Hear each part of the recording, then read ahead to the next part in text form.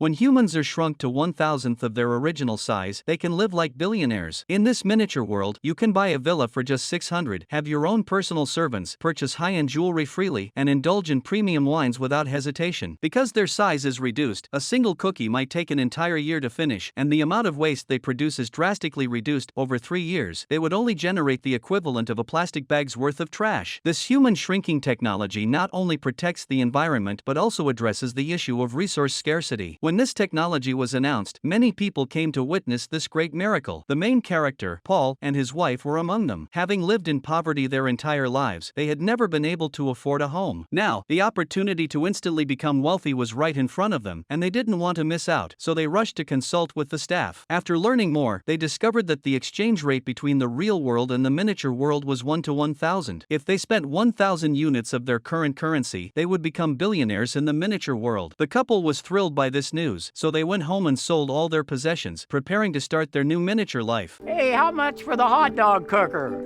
$4? I'll give you $1.